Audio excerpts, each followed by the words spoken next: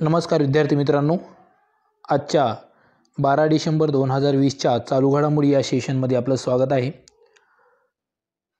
मी संदीप ससाने तुमचं target MPSC या YouTube चॅनलवर स्वागत करतो। आजच्या महत्त्वाच्या चालू घडामोडी आपण पाहूया। अतिशय महत्त्वाच्या असणाऱ्या चालू घडामोडी आपण सेशनमध्ये घेत असतो। ठीक आहे, तर सुरू करू। टाइम मॅगझिनने पर्सन ऑफ द इयर 2020 साठीचा घोषित केलेला आहे। अमेरिकेचे नवनिर्वाचित राष्ट्राध्यक्ष जोए बायडेन, ठीक आहे, तुम्हाला कमेंटमध्ये सांगायचे जोए बायडेन हे अमेरिकेचे कितवे राष्ट्राध्यक्ष आहेत हे तुम्हाला कमेंट बॉक्समध्ये सांगायचं आहे। मी तुम्हाला शेवटी त्याचं उत्तर देईन। जोए बायडेन आणि उपराष्ट्रपती कमला हॅरिस यांना संयुक्तपणे time magazine person of the year 2020 म्हणून निवडलेलं आहे संयुक्तपणे। आणि अशा प्रकारे संयुक्तपणे टाइम मॅगझिनने पहिल्यांदाच 2 व्यक्तींना time person of the year म्हणून निवडलेलं आहे। ठीक आहे, टाइम मॅगझिन शक्यतो एकाच व्यक्तीला पर्सन ऑफ द इयर म्हणून त्या ठिकाणी निवडत असते। मात्र यावर्षी कमला हॅरिस आणि जोए बायडेन या दोघांनाही, जोए बायडेन हे अध्यक्ष आणि कमला हॅरिस या उपराष्ट्रपती किंवा उपराष्ट्राध्यक्ष, अमेरिकेचे राष्ट्राध्यक्ष म्हणून त्यांची निवड झालेली आहे। आता जानेवारी 2021 ते त्या ठिकाणी पदभार घेणार आहेत। आणि कमला हॅरिस या अमेरिकेच्या उपराष्ट्रपती पदावर निवड होणाऱ्या पहिल्या महिला आहेत। आतापर्यंत उपराष्ट्रपती या पदावर तिथे कोणतीच महिला उपराष्ट्रपती महिला झालेली नाही आहे। ठीक आहे, आणि अमेरिकेमध्ये आत्तापर्यंत कुठल्याही महिलेला राष्ट्राध्यक्ष होण्याचा मान मिळालेला नाही। ठीक आहे, हे या ठिकाणी तुम्ही लक्षात ठेवा। त्यानंतर business person of the year म्हणून एरिक युआन यांची निवड करण्यात आलेली आहे। Eric yuan.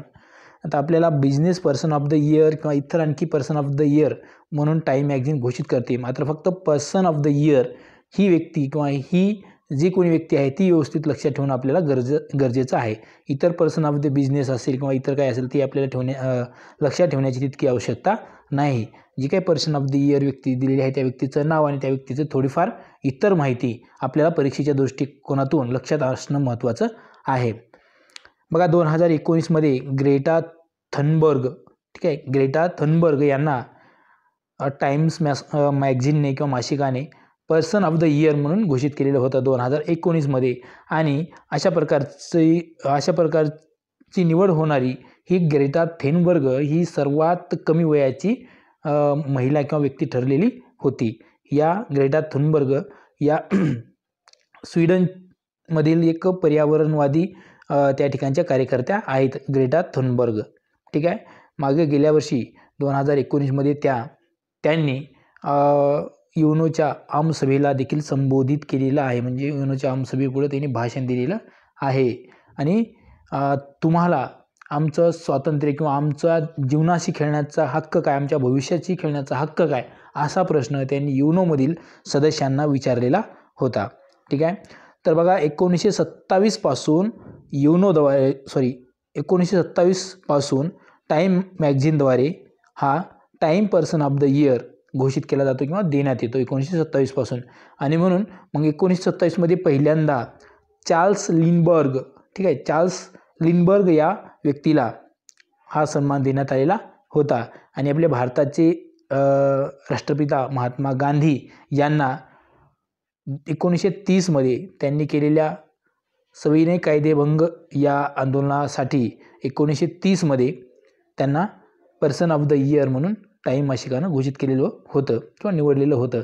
आणि महात्मा गांधी अशा प्रकारचा पुरस्कार मिळवणारे किंवा अशा प्रकारचा हे सन्मान मिळवणारे भारतातील पहिली आणि अंतिम व्यक्ती आहेत। आतापर्यंत गांधीजी सोडून इतर कोणत्याही व्यक्तीला अशा प्रकारचा सन्मान मिळालेला नाही। आणि एकूणात जर आपण विचार केला तर एकूणातली ती चौथी व्यक्ती आहे।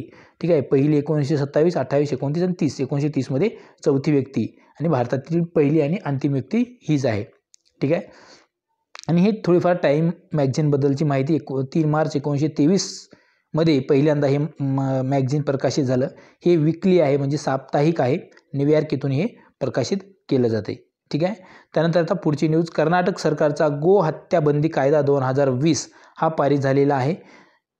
50,000 ते 5 लाख रुपयापर्यंतचा दंड जर एखाद्या व्यक्तीने त्या ठिकाणी या कायद्याचं उल्लंघन केलं, गोहत्या करण्यामध्ये किंवा गोहत्या स्वतः केली असेल किंवा ते गोहत्या करण्यासाठी जर मदत केली असेल तर अशा व्यक्तीसाठी 50,000 ते 5 लाख रुपयापर्यंतचा दंडाची त्या ठिकाणी तरतूद केलेली आहे. त्याचबरोबर 3 ते 5 वर्षापर्यंतची कैद देखील त्या ठिकाणी या कायद्यामध्ये तरतूद केलेली आहे. दुसऱ्यांदा जर अशा प्रकारचा गुन्हा केला तर 1 लाख ते 10 लाखापर्यंतचा दंड आणि 7 वर्ष जन्मठेप किंवा कैद असणार आहे.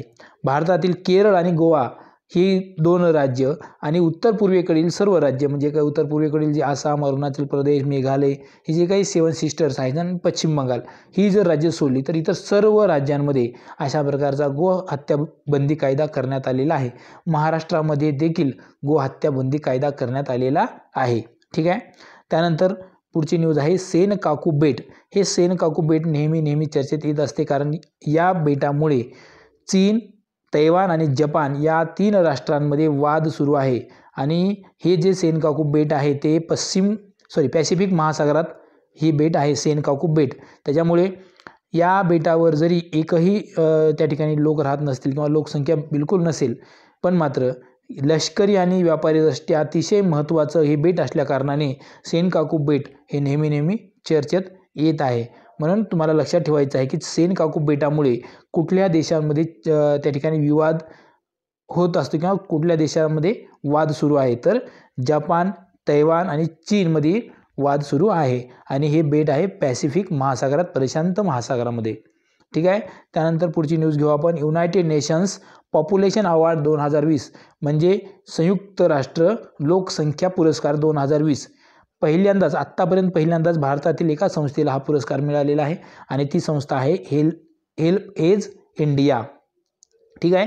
हा जो मुद्दा आहे तो तुम्हाला राज्यसेवा मुख्य परीक्षा पेपर GS पेपर 3 मध्ये आपल्याला आवश्यक असणार आहे किंवा हेल्पएज इंडिया नावाची संस्थेचा उल्लेख आपल्या अभ्यासक्रमाला देखील करण्यात आलेला आहे किंवा केलेला आहे. त्यामुळे हेल्पएज इंडियाला यावर्षी युनायटेड नेशन पॉप्युलेशन अवॉर्ड 2020 हा पुरस्कार मिळालेला आहे. त्यामुळे हेल्पएज इंडियाविषयी व्यवस्थित माहिती ठेवणं तुम्हाला आवश्यक आहे.